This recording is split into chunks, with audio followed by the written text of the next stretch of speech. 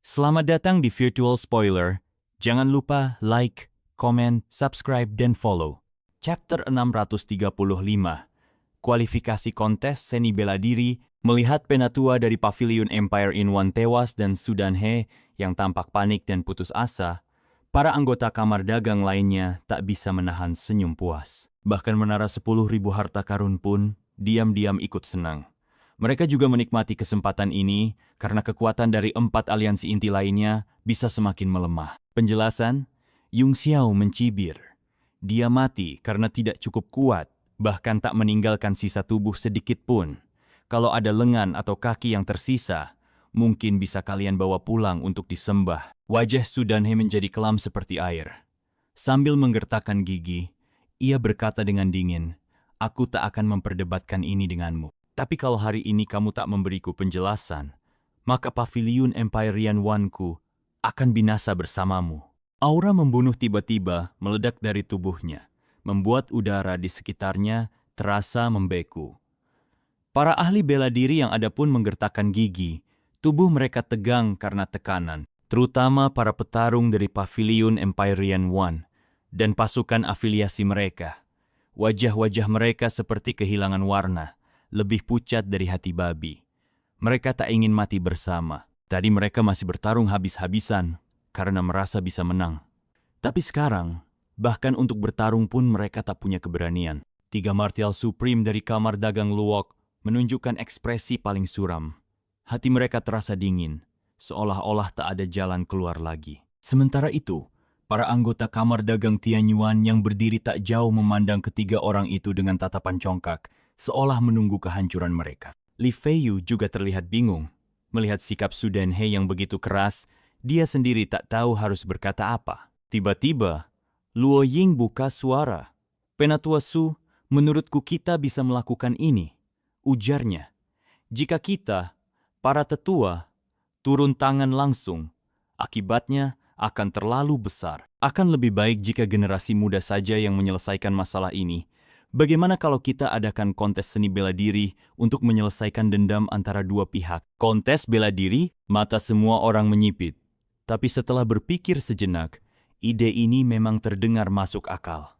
Jika seorang ahli seperti Sudanhe bertindak dengan kekerasan, masalahnya akan jadi rumit. Terutama bagi mereka dari 4 sekte ekstrem dan geng uang, mereka hanya ingin membantu perusahaan perdagangan Tianyuan keluar dari krisis ini, bukan menjadi musuh Pavilion Empyrean One. Kurasa cara ini cukup baik. Tidak perlu mempercepat semua kontes seni bela diri, kata Ren Guangxin perlahan. Cukup kontes yang melibatkan dendam pribadi diadakan hari ini. Siapa yang kalah harus segera meninggalkan kota Songyue bersama pasukannya dan dilarang ikut serta dalam pertemuan ganda beberapa hari ke depan. Luo Ying mengerutkan kening. Itu sepertinya tidak adil. Pertemuan ganda nanti adalah tentang teknik dan seni bela diri. Kalau hari ini, kenapa harus langsung dianggap gagal juga dalam kompetisi utama? Bukankah lebih adil jika mereka tetap bisa bertanding nanti? Ren Guangxin menatap Luo Ying dengan tajam. Perkataannya tadi jelas dimaksudkan untuk menyingkirkan Pavilion Tianyi atau perusahaan perdagangan Tianyuan dari posisi sebagai anggota Dewan Direksi. Dengan begitu, 7 raksasa akan berkurang jadi 6, sesuatu yang tentu menguntungkan bagi menara harta karun yang tak terhitung jumlahnya. Luo Ying tentu paham maksud Ren Guangxin. Namun, kekuatan menara 10.000 harta terlalu besar, dan para raksasa lain memang ingin melemahkannya sebisa mungkin. Jadi, mempertahankan 7 posisi tetap lebih menguntungkan. Kata-kata saudara Luo masuk akal. "Aku setuju juga," kata Zhang Zhong sambil tersenyum. Wajah Sudanhe tampak dingin saat ia mendengus. Karena semua orang sudah sepakat, tentu saja Pavilion Empyrean One tidak akan keberatan. "Jika kami kalah, aku akan segera pergi. Dan tak akan pernah menyebut-nyebut soal kematian Penatua Qiu lagi. Tapi kalau perusahaan perdagangan Tianyuan yang kalah, bagaimana jadinya?" Tatapannya langsung tertuju pada Ding Linger dan mulai mengajukan pertanyaan kepadanya. Bagaimanapun juga, Mo Xiaochuan lah yang membunuh Penatua Qiu. Dia berasal dari kota besi hitam, dan meskipun diserahkan padanya, Sudanhe tahu tak akan mudah untuk menanganinya. Masalah ini benar-benar membuat kepalanya pusing. Di bawah tatapan tajam itu, Ding Ling'er gemetar, lalu buru-buru bersembunyi di balik punggung Yung Xiao. Itu mudah.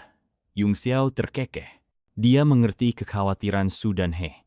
Jadi, ia menunjuk ke arah Mo Xiaochuan dan berkata, "Kalau kami kalah, aku akan penggal kepala pembunuh penatua Qiu dan memberikannya langsung padamu.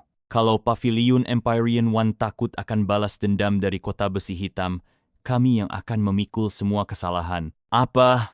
Semua orang langsung terkejut. Kata-kata Yung Xiao sangat tegas. Jelas dia percaya diri bahwa mereka tak akan kalah. Kecuali Qian Wudi, yang memang percaya pada kekuatannya sendiri, hampir semua orang lainnya tampak ragu. Meski Yung Xiao berhasil membunuh seorang Martial Supreme yang sebelumnya menggunakan artefak berbentuk kubus, situasi saat itu terlalu mengejutkan. Tak ada yang benar-benar melihat jelas bagaimana hal itu terjadi. Banyak yang menduga Martial Sovereign dari perusahaan perdagangan Tianyuan lah yang diam-diam turun tangan. Kalau tidak, mustahil seorang Martial Supreme bisa mati semudah itu. Wajah Mo Xiaochuan tampak murung. Dengan canggung ia berkata, Tuan Muda Yun, kau menjualku begitu saja. Kalau aku kalah sungguhan, bukankah aku bakal seperti capung yang kehilangan kepala? Khawatir kenapa? Kaisar Muda Haulian tertawa. Kau pikir kekalahan Tuan Muda Yun lebih mungkin terjadi daripada kepalamu yang terpenggal? Itu benar juga, jawab Mo Xiaochuan dengan kikuk. Tapi tetap saja rasanya aneh. Kenapa tidak kita jadikan kepalamu saja sebagai taruhannya? Jangan sok polos padahal kamu lagi di atas angin, dengus Kaisar Muda Haulian. Berapa harga kepalamu, Bisa jadi taruhan atas nama Tuan Muda Yun itu sudah kehormatan besar buatmu. Diam-diam kau pasti senang, ya? Masih sempat-sempatnya pura-pura tidak rela. Percakapan santai antara mereka membuat semua orang terdiam. Tapi bagi orang-orang dari Pavilion Empyrean One, kata-kata itu seperti beban berat yang jatuh di telinga mereka. Su Dan He berkata dengan dingin, "Bagus. Lelaki sejati memang harus berani bicara. Para pemimpin serikat dagang besar juga jadi saksi. Jadi jangan menarik kembali kata-katamu kalau nanti kalah. Yuyi, kau yang turun bertanding. Kau hanya boleh menang, tidak boleh kalah." Begitu Su Dan He menyebut nama itu, beban di hatinya langsung terangkat. Seolah-olah ia kembali menemukan wibawa dan aura seorang penatua agung dari Pavilion Empyrean One. Nama itu memberinya kepercayaan diri yang luar biasa. Hati setiap orang bergetar sedikit, dan semua mata pun langsung tertuju pada seorang wanita berbaju hijau yang berdiri di belakang Su Dan He. Terutama Qian Wudi dan para jenius muda lainnya, ekspresi mereka seketika menjadi serius. Bayangan hijau itu bergerak pelan, dan aroma harum samar menyebar. Sosok anggun perlahan melangkah keluar dari barisan, berjalan tenang ke depan.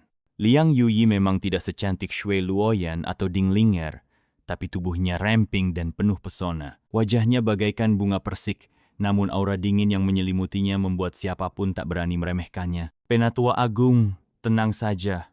Aku tidak akan mengecewakanmu," ucapnya dengan suara yang jernih dan merdu, membuat siapapun merasa nyaman mendengarnya. Tak satu pun dari mereka meragukan ketegasan dan keyakinan di balik kalimat, "Aku tidak akan mengecewakanmu" itu. Suasana hati Su Dan He sedikit membaik. Tidak perlu menahan diri. "Bunuh saja kalau bisa," katanya. "Yah." Liang Yuyi mengangguk. Saat dia mengangkat kepalanya lagi, kejernihan di matanya lenyap, digantikan oleh sorotan tajam seperti bilah pisau. Seolah-olah siapapun yang berada dalam jarak 3 kaki, darinya bisa ditembus cahaya itu. Su Dan He menatap ke arah perusahaan perdagangan Tianyuan dan mendengus dingin. Karena kompetisi seni bela diri sudah diajukan, siapa yang akan kalian kirim? Apakah Ding Ling'er sendiri yang akan bertarung? Atau kalian akan mengirim Li Yung Xiao yang tidak jelas asal-usulnya ini? "Tentu saja aku," jawab Yung Xiao sambil tersenyum. "Akulah orangnya. Kalau sampai penjabat presiden seperti Ding Ling'er harus turun tangan, bukankah itu malah membuatmu terlihat lebih hebat?" Mata Liang Yuyi berkilat seperti cahaya pedang saat menilai Yung Xiao. "Kalau kamu lawannya, maka pertempuran ini punya makna. Kalau Ding Ling'er yang maju, tidak ada gunanya bertarung. Tapi hanya bakat muda dari kamar dagang yang memenuhi syarat untuk ikut kompetisi ini." "Aku dengar kamu adalah penguasa kota Yanwu di wilayah selatan. Kualifikasi apa yang kamu punya untuk mewakili perusahaan perdagangan Tianyuan? Itu benar. Li Yongxiao, kamu tidak memenuhi syarat untuk melawanku. Su Danhe juga menyadarinya dan segera membentak dingin. Kalau orang luar boleh ikut bertarung sesuka hati, maka kami semua juga bisa memanggil bantuan dari luar. Tidak perlu lagi ada kompetisi seni bela diri. Luo Ying ikut mengernyitkan dahi dan berkata, Li Yongxiao, apakah kamu bagian dari perusahaan perdagangan Tianyuan? Kalau tidak, kamu melanggar aturan. Yang bisa maju hanya Ding Linger sendiri atau orang dari dalam kamar dagang. Ding Linger tampaknya sudah mempersiapkan diri untuk ini. Dia berseru, Li Yongxiao adalah sesepuh kehormatan yang disewa oleh perusahaan perdagangan Tianyuan. Su Danhe mencibir dan berkata, haha, sesepuh kehormatan, bukankah terlalu konyol memakai gelar itu untuk menipu seorang anak? Orang-orang dari Sekte 4 Ekstrem dan Sekte Uang juga menunjukkan keraguan.